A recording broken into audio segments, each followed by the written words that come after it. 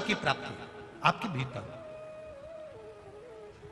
पंच पुष्प में से एक पुष्प पारिजात का फूल,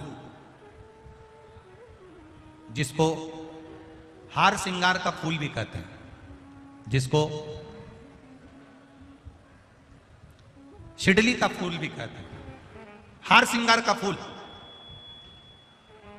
ऊपर से सफेद, नीचे जो उसकी डंडी होती है वो थोड़ी नारंगी होती है, संतरे के कलर की होती है, नारंगी कलर।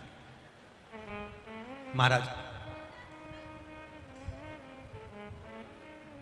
रात्रि में खिलने वाला ये फूल, रात्रि में जो फूल खिलता है ये पारिजात का, और हार श्रृंगार का जो ये पुष्प है जिसको हार श्रृंगार भी कहते हैं, पारिजात भी कहते हैं, और कहीं कहीं इसको शिडली का पुष्प भी कहते हैं। ऊपर से सफेद होता है, नीचे उसकी जो डंडी होती है वो नारंगी कलर की होती है।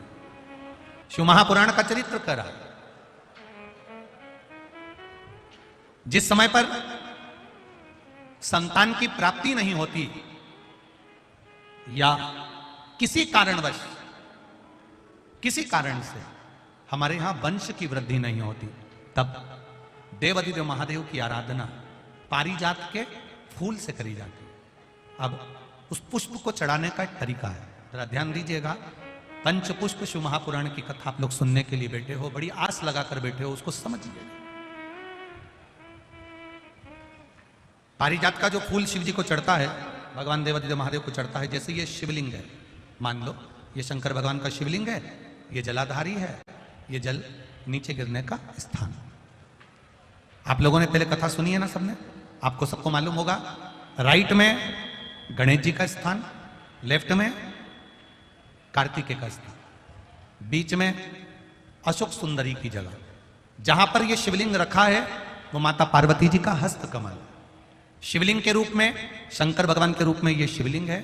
ऊपर से जो एक एक बूंद जलाधारी नीचे गिरती है वो शंकर भगवान की 5 लड़कियां, जया, विषहरा, शामली बारी, दौतली और देव, ये शंकर जी की 5 बेटियां हैं। वंश वृद्धि के लिए, कार्य सिद्धि के लिए, वैभव प्राप्ति के लिए, या अपने हृदय की सुख समृद्धि के लिए, संतान प्राप्ति के लिए पारिजात हार श्रृंगार के फूल की शिव जी को आराधना होती है। हार श्रृंगार का जो पुष्प होता है, अशोक सुंदरी वाली जगह पर हम पारिजात के पुष्प को समर्पित करते हैं। उसकी डंडी का जो मुख है वो शिवलिंग की ओर होता है जब हम अपना सुख सुंदरी पर चढ़ाते हैं, और फूल का मुख इधर होता है। वापिस उसी पारिजात के पुष्प को उठाकर हम माता पार्वती जी के हस्त कमल पर, जो गोल हस्त कमल है, वहां समर्पित करते हैं। उस जगह पर माता पार्वती जी की ओर से जो पुष्प समर्पित किया जाता है, उसकी डंडी पारिजात की हमारी ओर होती है, पुष्प का मुख महादेव की ओर होता है। तीसरी जगह, जब हम पारिजात के पुष्प को अशोक सुंदरी पे से उठाकर जगत जननी के हस्त कमल पर रखते हैं, हस्त कमल पे से उठाकर देवादिदेव महादेव के शिवलिंग पर रखते हैं, उस समय पर पारिजात के पुष्प की डंडी शिवलिंग के ऊपर होती है और फूल का मुख अपनी ओर होता है।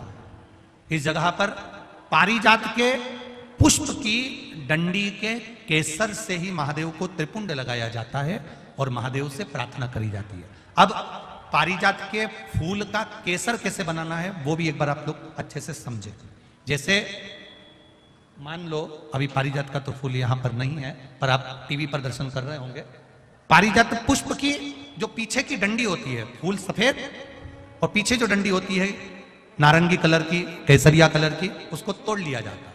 तोड़कर ऐसी 25-50 फूल की पीछे की डंडी को तोड़कर उसको रख दिया जाता है। उसको धूप में नहीं सुखाते, केवल घर में उसको एक कटोरी में या थाली में रख दो, वो धीरे धीरे सूख जाएगा। सूखने के बाद उसको पीस लो, पीसकर उसका चंदन तैयार हो जाएगा पारिजात फूल की उस डंडी का। और जिस समय वंश के लिए, सिद्धि के लिए, कार्य सिद्धि के लिए या वैभव प्राप्ति के लिए हम पारिजात का पुष्प देवादिदेव महादेव को समर्पित करते हैं, उस समय इसी को पानी में घोलकर देवादिदेव महादेव को जब आप लगाएंगे तो जैसे केसर घुलती है, केसर का जैसे कलर होता है, केसर जैसी सुगंध करती है, वैसे की वैसे ही ये पारिजात की जो डंडी आप लोगों ने सुखाई है, वही डंडी का जो चंदन बनाया है, शिव जी को लेपन करा है, उस समय पर अपने हृदय की बात आपने जो देवादिदेव महादेव को कही है, बस वही सुगंध हमारे जीवन में आना प्रारंभ हो जाती है। वो पारिजात हार श्रृंगार।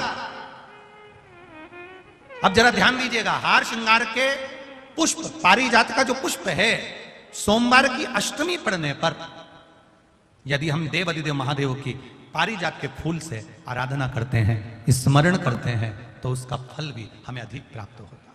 पारिजात का पुष्प, हम तो यहां तक कहेंगे अगर आपके यहां हार श्रृंगार का पेड़ लगा हो, पारिजात का पुष्प यदि आपके यहां होता हो, रात को खिलता है, सवेरे मिलता है, ऐसा पारिजात का अगर वृक्ष आपके यहां लगा हो तो प्रयास करना।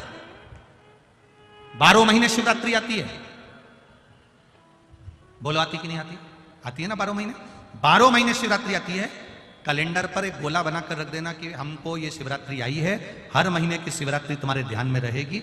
एक पारिजात का पुष्प, हार श्रृंगार का पुष्प, एक अगर देवादिदेव महादेव को आपने चढ़ाना चालू कर दिया, समर्पित करना प्रारंभ कर दिया, तो आपको पीछे पलट कर देखने की जरूरत नहीं पड़ेगी, महादेव हाथ पकड़ ही रहता। पारिजात का पुष्प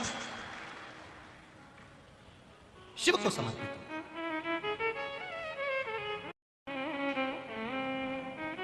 सफेद कलर का पुष्प है, आप टीवी पर दर्शन कर रहे होंगे, केसरिया कलर की, नारंगी कलर की उसकी डंडी है, भगवान शिव को समर्पित पारिजात। जब हम देवादिदेव महादेव को जल समर्पित करते हैं, भगवान शंकर को जब हम जल चढ़ाते हैं, उस समय पर भी भगवान को, अगर तुम्हारे पास में थोड़ा सा पारिजात की जो डंडी है सुखाई है, आपने पारिजात फूल के नीचे की जो डंडी है उसको तुमने सुखाकर अगर चंदन बनाया है, तो वो चंदन आप प्रतिदिन भी देवादिदेव महादेव को समर्पित कर सकते हो। पारिजात पुष्प। एक बात और हमारे स्मरण में रहे,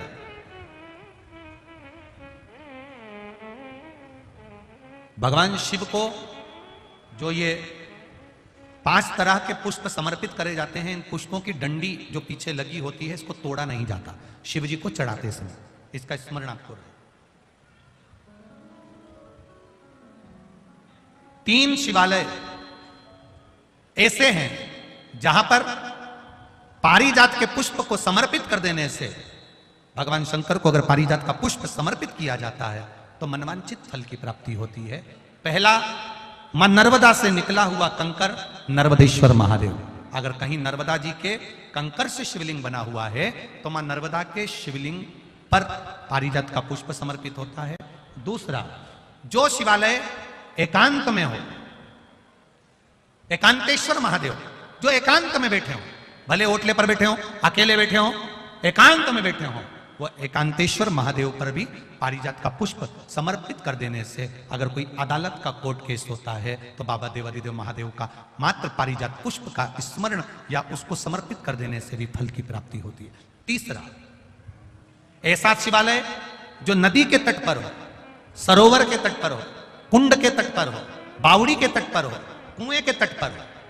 आप सब लोग तो ग्रामीण क्षेत्र के निवासी हैं, और जितने लोग भी कथा सुन रहे हैं आस्था चैनल पर, फेसबुक, यूट्यूब पर, सबके स्मरण में होगा, पहले हमारे जो पूर्वज होते थे वो कुआं बावड़ी के पास में शंकर जी का शिवलिंग रख देते थे। ध्यान में होगा, जिसको स्मरण में होगा उसको मालूम होगा। शिवलिंग लाते थे और जहां कुआं होता था, बावड़ी होता था, तालाब होता था, नदी होती थी, उसके तट पर, उसके पास में शिवलिंग रख देते थे। कारण क्या है? किसी जलाशय, कुआं, बावड़ी, तालाब, नदी, सरोवर, इसके पास में जो शिवलिंग होता है, उस शिवलिंग को बहुत सिद्ध करने की जरूरत नहीं होती। स्वयं गंगा मैया उस कुंड बावड़ी के रूप में रहकर शिवलिंग को सिद्ध कर देती है और वहां स्वयं विराजमान हो जाती है महाराज। वहां पर भी यह हार श्रृंगार, पारिजात का पुष्प शिव को समर्पित किया जाए। 3 जगह ऐसी है जहां कभी मौका मिल जाए और तुम्हारे पास में पारिजात का फूल हो और कहीं तुम्हें मिल गया, तुमने आज्ञा ले ली, हम ये पुष्प ले लें क्या, और लेकर अगर आपने चढ़ाया है तो उसका फल जरूर मिलेगा। पारिजात, हार श्रृंगार का पुष्प। चंदन भी प्रयोग कर सकते हो, चंदन। महाराज शिव पुराण कह रहे हैं,